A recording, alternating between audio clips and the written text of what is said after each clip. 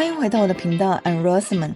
今天是我们最后一天待在桑吉巴尔岛了，接下来的2个礼拜我们都会跟着学校的行程走。对，我们这一次来不是纯旅游，而是有任务在身的。那在这边也跟大家偷偷爆料一下，在我们的 Star Day Trip 结束以后，我们会有1个礼拜都在做 Safari 的行程，所以后面可以期待一下 Safari 的影片。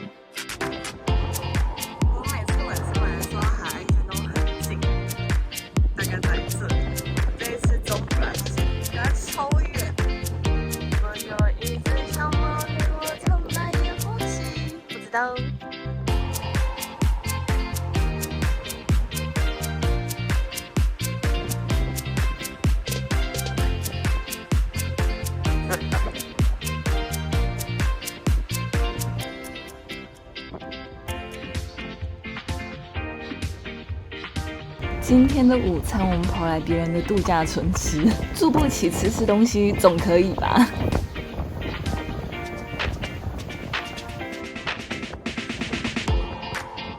这边的餐点选择超多，而且几乎每一道料理都有照片可以给你参考。更赞的是这边可以刷卡，如果你现金真的带的不够，来这边吃饭是没问题的。缺点是它毕竟是高级度假村，所以它里面贩售的东西都会比旁边的都还要贵一点。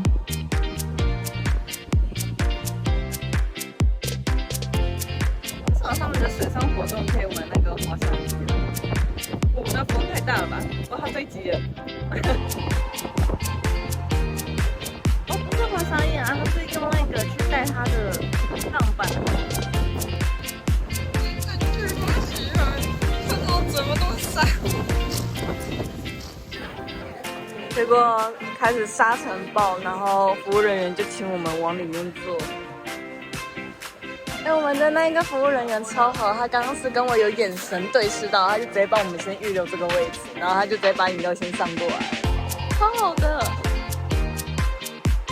整个脸上都是沙，怎么跟之前想象中浪漫的沙滩午餐不太一样？因为沙子打到会痛的，这就是香料之水，我的眼睛会蓝蓝的。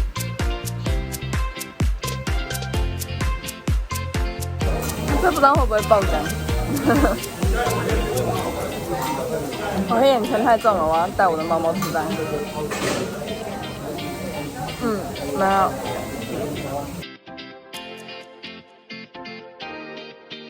我的 fish curry， 老公的海鲜拼盘。我要偷吃你的螃蟹。好，不要吃吗？好。它的咖喱不辣，但很香，肉也很嫩。我们2个都觉得这边的鱼肉一开始都会有一种吃到鸡肉的错觉。它的螃蟹很好吃，它介在熟跟不熟之间。吃完饭就涨潮了，海水又到我们熟悉的岸边。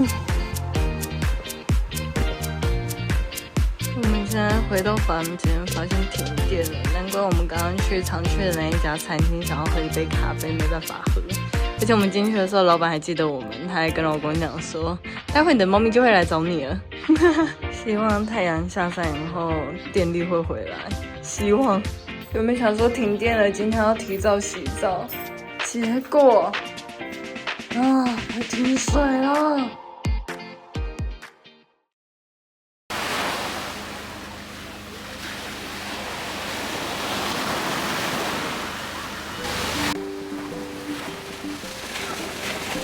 平常都是吃隔壁家，然后今天想要吃饭类，但隔壁没有饭类，所以我们跑来旁边这一家吃。后来发现今天涨潮涨超高的，是完全没有路可以走。如果像我们平常在逛这一条的话，几乎是走在水里面。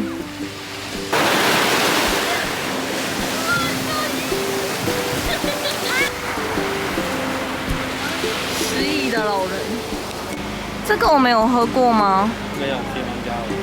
咕噜咕噜咕噜咕噜。你不能，你要稍微斜斜的，你这样起泡起太多了。这是小螃蟹吗？在正中间，透明的。我刚才想说奇怪，什么东西在那边跑？哇，好多只哦！底下这里还有一只。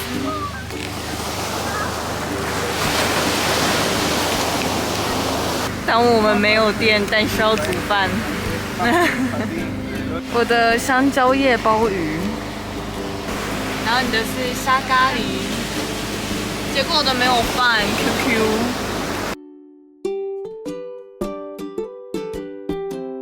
生气，我这个星空完全拍不起来。我只能说，在 Tanzania 看到的星空是我这辈子看过最美的星空。我甚至可以直接这样子肉眼看到银河。原本想说北欧的星空已经很美了，没想到这边才是真正的星辰大海。大家有没有觉得这个风景很熟悉？对，我们现在又回到石头城，因为大概在下午2点多的时候，我们要从这里搭邮轮去达拉萨浪跟大家会合。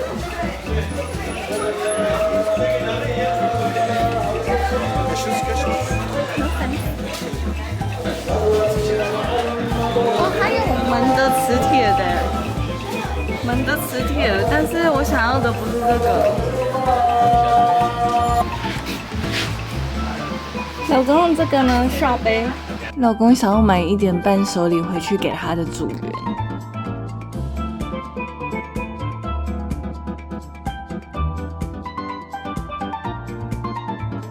不知道他那个编织包卖多少钱，因为我觉得蛮好看的，感觉很不错的店。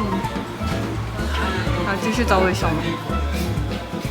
这家店好像是专门做那个小木门的。我的咖啡店到了，他说要咖啡。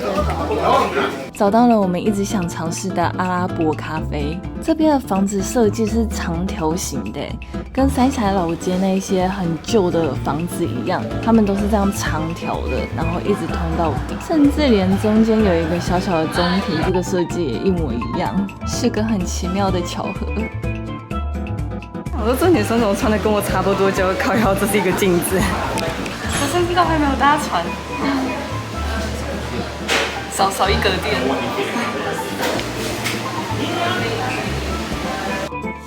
他有教你怎么喝吗？还是就倒出来就好？他都用好。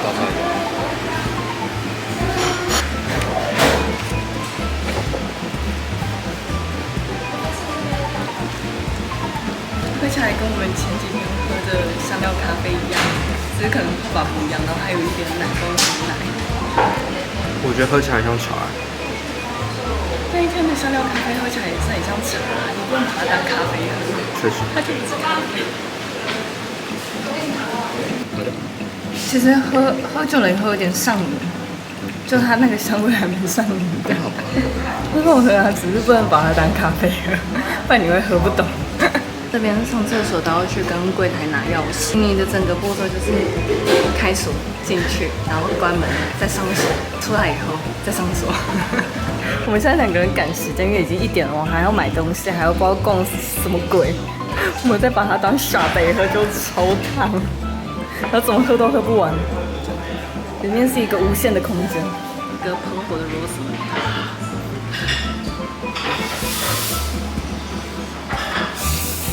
好烫！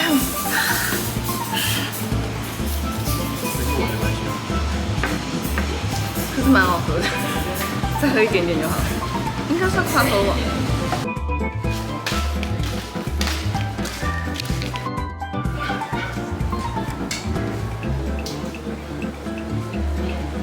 哇，吓死我了！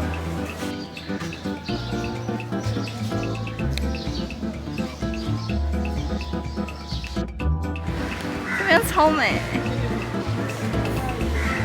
我要搭的船超大，因为平常的船都是这样。啊，很可爱的装置艺术，这是一座医院，但是不能参观。我好像一直被插队。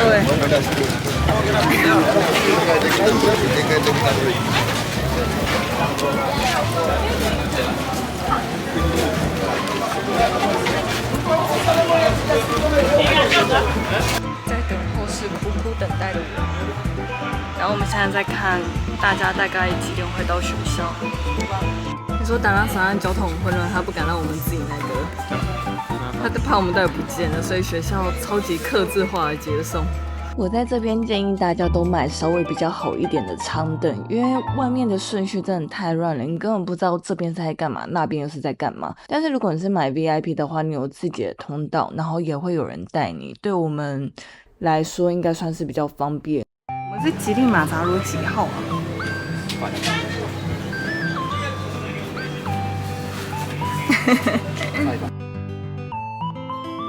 我们的商务舱。我们这样搭过去要1个小时吗？2个小时。刚刚一开始没有给小费，想说这应该是他们工作的一环，然后后来上来以后才有给小费，但是我们行李在前面一个阶段已经被送到那叫什么储备箱，然后我们现在就很害怕，我们的行李到底有没有被送上这艘船？这里我想要补充说明一下我刚刚想要表达的意思。其实我们已经买了舱等不错的船票了，但还是免不了一些破事。像刚刚我们的人跟行李都差点上错船，然后这位服务人员还跟我们要小费，我们当然是没有给。但回到等候室的时候，我们有去询问安检的海关这笔费用是必要的吗？他才跟我们说这其实不是强制的，很 casual。那小费的金额大概落在3000至1万先令左右。所以后来我们的船到了要登船的时候，我们才把这一笔小费给服务人员。但同时我们也开始担心我们的行李到底有没有跟我们搭上同一艘船。后面这一张哪张？贴在背上那一张。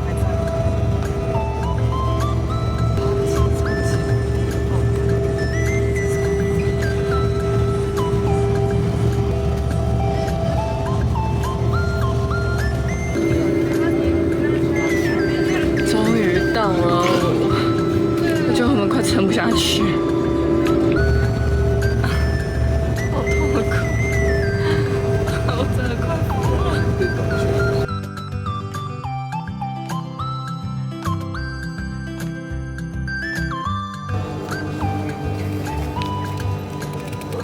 我刚刚直接放弃任何什么叫做文雅，我已经不知道。又热，然后又洗不到气，又晕，又想吐。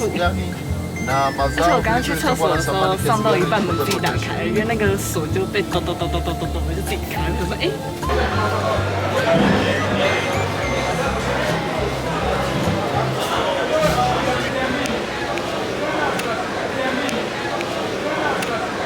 哇，又有一艘船进来了。那个我真的会录，那真的是超夸张的。大家就是抢毫无章法，毫无顺序，真的是超可怕。然后这边停成这样，我也不知道他们要怎么出去。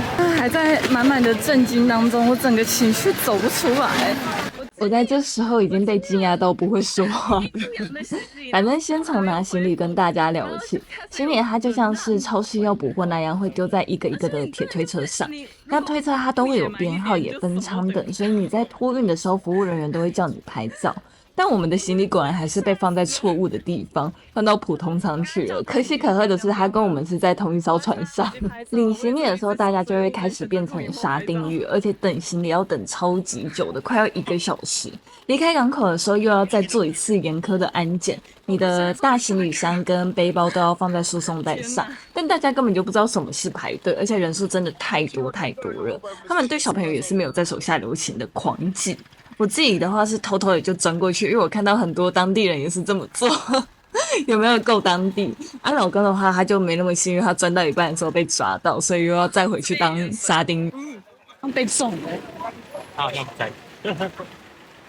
他刚刚倒车，然后完全没有在看，然后我们司机就被撞了，然后他一脸稀松平常。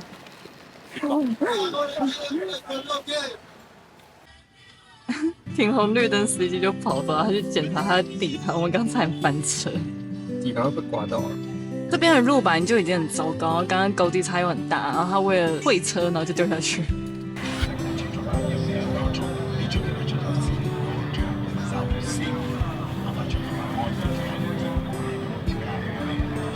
终于到学校了。我们进到校园了，但我们不知道去哪里报到，怎样才能得到我们的房间？看一下我们的小宿舍，